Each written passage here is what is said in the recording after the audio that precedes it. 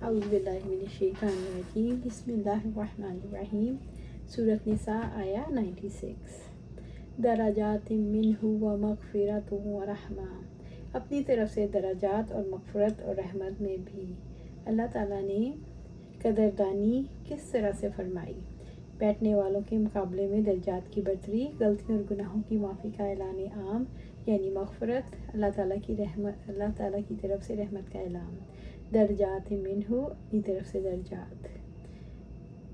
اسلام ایک درجہ ہے اور ہجرت کا اسلام میں ایک درجہ، اور جہاد کا ہجرت میں درجہ، اور قتل کا جہاد میں درجہ۔ آپ صلی اللہ علیہ وسلم سے پوچھا صحابہ نے کہ کون شخص سب سے افضل ہے؟ آپ صلی اللہ علیہ وسلم نے فرمایا جو اللہ کے راستے میں جان اور مال سے جہاد کرے۔ صحابہ نے پوچھا اس کے بعد؟ تو آپ نے فرمایا صلی اللہ علیہ وسلم، مومن جو پہاڑ کی کسی گھاٹی میں رہنا اختیار کرے، اللہ کا خوف رکھتا ہو اور لوگوں کو چھوڑ کر اپنی برائی سے ان کو محفوظ رکھتا ہو۔ تو پھر آپ صلی اللہ علیہ وسلم نے فرمایا جو شخص اللہ اور اس کے رسول پر ایمان رکھے اور نماز قائم کرے اور رمضان کے روزے رکھے، اللہ پر حق ہے اسے جنت میں داخل کرے، خواہ اللہ کے راستے میں جہاد کرے یا اسی جگہ پڑا رہے جہاں پیدا ہوا۔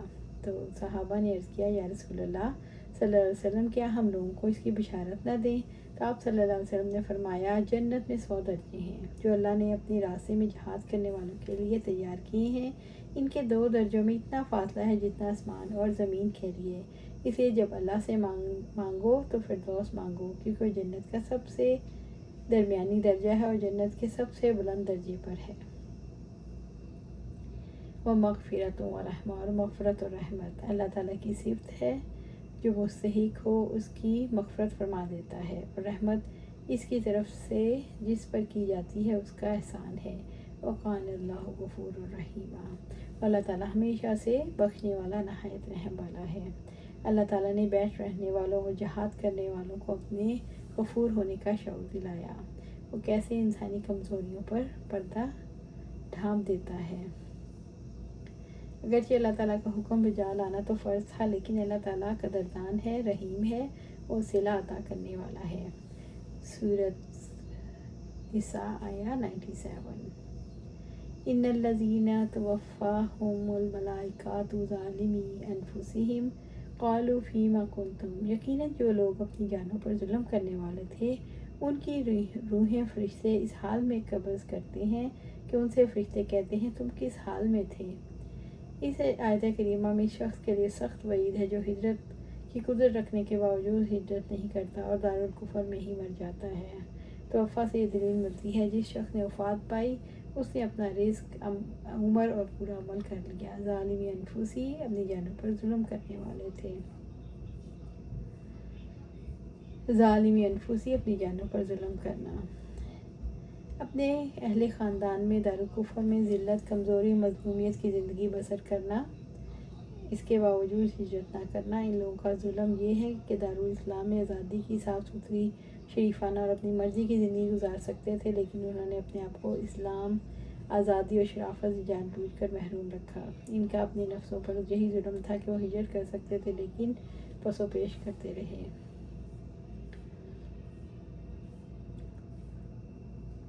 قالوا فیم کنتم، فرشتے ان سے کہتے ہیں تم کس حال میں تھے۔ فیم کنتم، تم کس حال میں تھے، اس سوال میں ڈانٹ ہے، یعنی تم کس حال میں مبتلا رہے، تم کن حالات میں رہے، تم نے اپنی زندگی کا قیمتی وقت کن کاموں میں ضائع کیا۔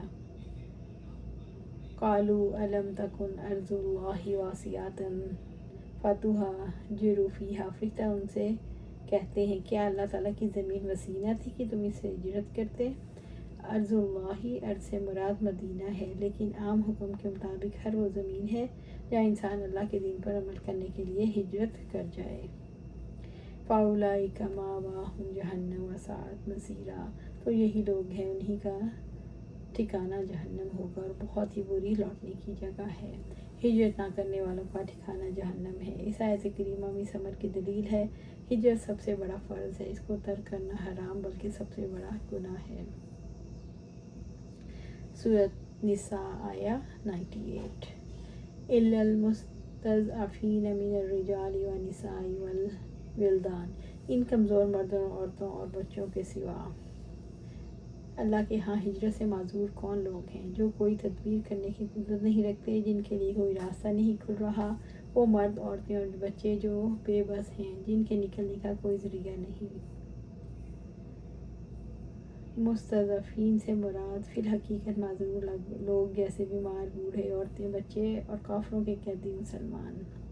لا یستطیعون حیلہ، جو نہ کسی تدبیر کی طاقت رکھتے ہیں، وہ کسی منصوبے کی طاقت نہیں رکھتے، یعنی ان کے وسائل محدود ہیں۔ ولا یہتدون سبیلا، اور نہ ہی نکلنے کا راستہ پاتے ہیں۔ کیا ہجرت کا حکم رسول اللہ صلی اللہ علیہ وسلم ان کے ساتھیوں کے لیے تھا؟ یہ حکم آج بھی لاگو ہے۔ یہ احکامات عام ہیں، کسی مخصوص معاشرے تک محدود نہیں۔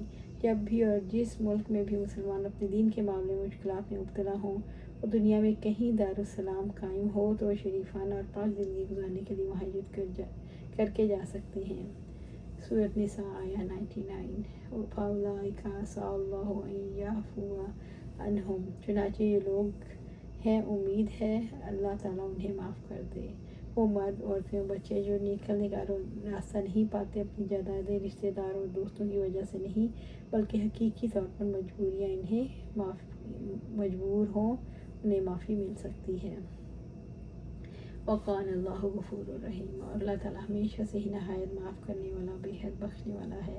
اللہ تعالیٰ نے ہجرت نہ کرنے والے کمزور اور مغلوب لوگوں کو اپنے عفو اور غفور ہونے کا شعور دلایا، جو نہ راستے کا علم رکھتے ہیں اور نہ کسی قسم کی طاقت رکھتے ہیں۔ اللہ تعالیٰ کمزوریوں سے درگزر کرنے والا اور معاف کرنے والا ہے۔ سورۃ نساء آیہ 100۔ اس آیت کا شان نزول ابن عباس سے روایت ہے، سمرہ بن جندب رضی اللہ تعالیٰ اپنے گھر سے ہجرت کے ارادے سے روانہ ہوئے اور اپنے گھر والوں سے کہا، مجھے سوار کرا دو اور مشرکین کی زمین سے آپ صلی اللہ علیہ وسلم کی طرف روانہ کر دو، مگر آپ صلی اللہ علیہ وسلم کے پاس پہنچنے سے پیشتر ہی راستے میں انتقال فرما گئے۔ ان کی شان میں یہی بذریعہ وحی آپ صلی اللہ علیہ وسلم پر آیت کریمہ نازل ہوئی۔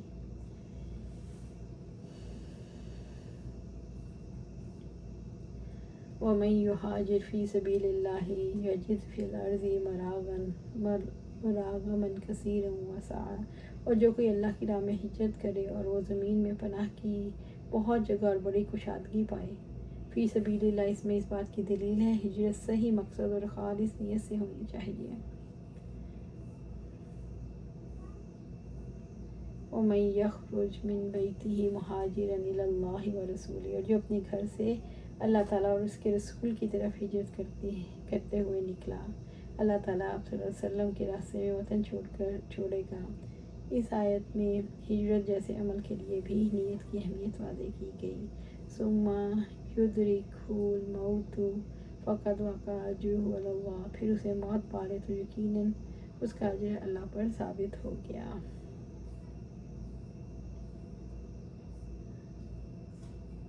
ہجرت کرنے پر کیا خوشخبریاں دی گئیں؟ اللہ تعالیٰ کی راہ میں ہجرت کرنے سے دنیا میں کشادگی ملے گی، رزق میں تنگی نہیں آئے گی، وسائل اور ذرائع محدود نہ ہوں گے، ایمان اور آخرت کی کامیابی نصیب ہوگی۔ وَقَانَ اللَّهُ غَفُورٌ رَحِيمٌ، اور اللہ تعالیٰ ہمیشہ سے بہت بخشنے والا اور رحم کرنے والا ہے۔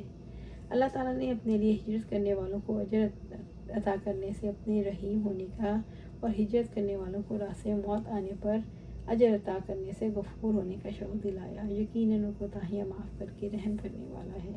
اللہ سبحانہ تعالیٰ سے دعا ہے ہمیں قرآن و سنت پر عمل کرنے کی توفیق دے، اس پر جمع دے اور جنت الفردوس کے اعلیٰ مقام پر اپنے پاس گھر عطا فرمائے۔ آمین یا رب العالمین۔